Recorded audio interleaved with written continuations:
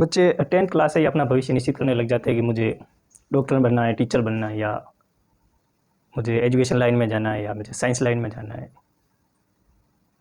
या फिर वाणिज्य विभाग में जाना है, बिजनेसमैन बनना है। इस प्रकार के विचार दिमाग में चलते रहते हैं। आपको साइंस सब्जेक्ट लेके उधर आगे बढ़ना होता है। साइंस सब्जेक्ट लेने के बाद में आप डॉक्टर बन सकते हो, नर्सिंग कर सकते हो, और वैज्ञानिक बन सकते हो, खोजकर्ता बन सकते हो।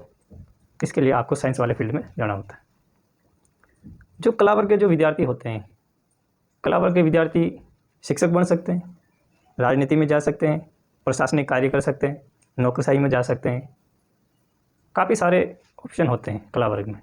और वाणिज्य वर्ग में दरअसल जिसे हम कॉमर्स कहते हैं, वाणिज्य वर्ग में अधिकतर व्यापारी लोग बनते हैं, जिसे इंग्लिश में बिजनेसमैन कहते हैं।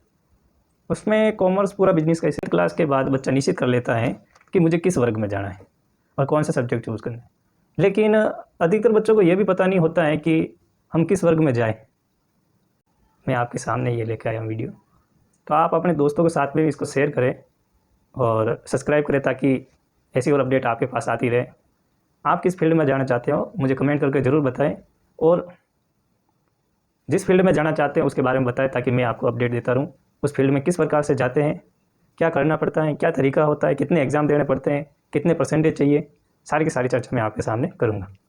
आज हम जो चर्चा करने वाले हैं, डॉक्टर कैसे बना जाए, क्योंकि आपको 10th से ही वहाँ से फिक्स कर देना, वहाँ से ही रास्ते पड़ जाए। साइंस वर्ग की तरफ जा रहे हैं, या कला वर्ग की तरफ जा रहे हैं, या वाणिज्य वर्ग की तरफ जा रहे हैं। तो मैं कक्षा 10th वालों को, क्लास 10th वालों को मैं कहना चाहता हूँ, अगर आपको डॉक्टरी लाइन में जाना है, डॉक्टर बनना है, या फिर इंजीनियर बनना है, या फिर किसी साइंस वाले फैक्टर में खोजी आदमी बनना है, तो आप साइंस लीजिए। अगर किसी की इच्छा है कि मुझे बिजनेसमैन बनना है, तो आप वाणिज्य वर्ग में जाइए। तो मैं चर्चा करूँगा आज डॉक्टर कैसे बने। इसके लिए इस वीडियो में मैं पूरा बताऊँगा आपको कि आपको क्या करना होता है, किस तरीके से एग्ज़ाम देने होते हैं, कैसे पेपर आता है, कॉलेज कैसे मिलती हैं, और कितने परसेंट चाहिए, कितनी उम्र होनी चाहिए, कौन कौन से सब्जेक्ट होने चाहिए। ये सारी चर्चा आपके सामने आज मैं करूँगा। सबसे पहले आपका क्वेश्चन है, डॉक्टर कैसे बने। डॉक्टर बनने के लिए दोस्तों आपको नीट का एग्ज़ाम देना होता है। ये जो टेस्ट होता है दोस्तों, प्रत्येक साल में एक बार होता है। हर साल एक बार ये एग्ज़ाम होता है, और इस टेस्ट को NTA कराती है। कौन कराती है? NTA।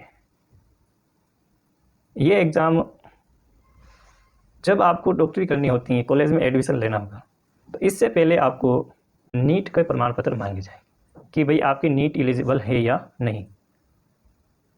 तो सर्वप्रथम आपको 12th पास करने के बाद नीट का एग्ज़ाम देना होता है।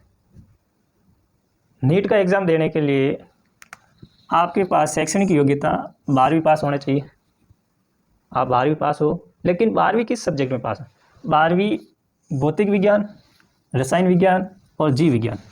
भौतिक विज्ञान, रसायन विज्ञान और जीव विज्ञान में अगर आपने 12th पास की है, तो आप इस एग्ज़ाम को दे सकते हैं। इन सब्जेक्ट में देने के पश्चात आपके 12th में कितने परसेंट होने चाहिए ताकि आप नीट का एग्ज़ाम दे सको? तो आपके जो सामान्य वर्ग और EWS के जो विद्यार्थी हैं, उनके 50% चाहिए 12th में। कितने चाहिए? 50%। और जो SC, ST और OBC के जो विद्यार्थी हैं, उनको 45% चाहिए। कितने चाहिए? 45%।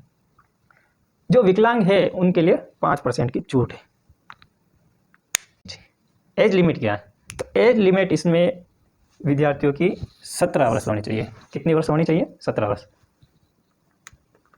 उसी के साथ ये तो आपने देख लिया कि 50% होना चाहिए, और SC, ST, OBC के लिए 45% होना चाहिए।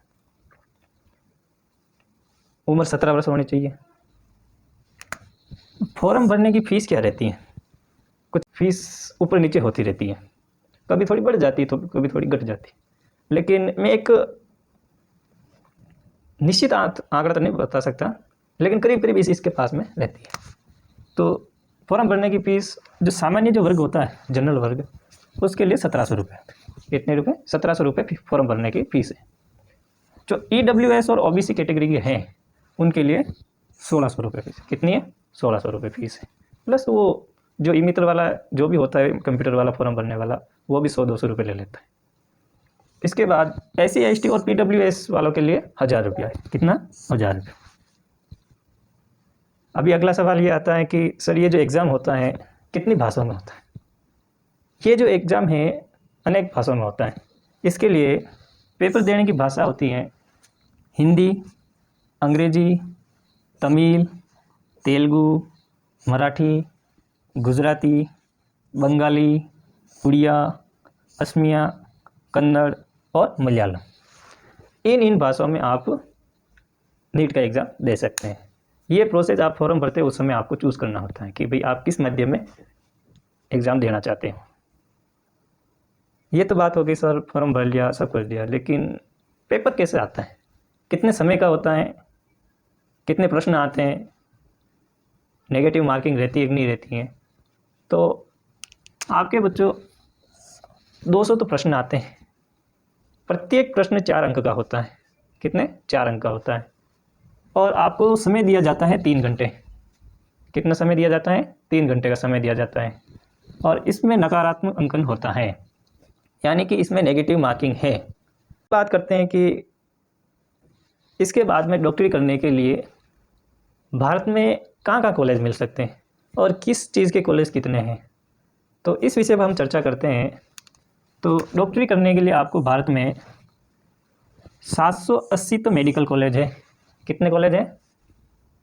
780 मेडिकल कॉलेज हैं, प्लस 313 डेंटल कॉलेज है। कितने हैं?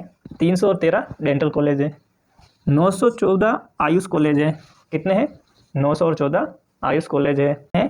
47 PVSC एंड AH कॉलेज हैं।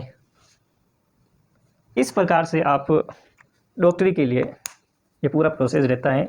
ये एग्ज़ाम आप क्लियर कर लेते हो तो उसके पश्चात आप किसी भी कॉलेज में चूज़ करके आपको उसमें एडमिशन मिल जाता है।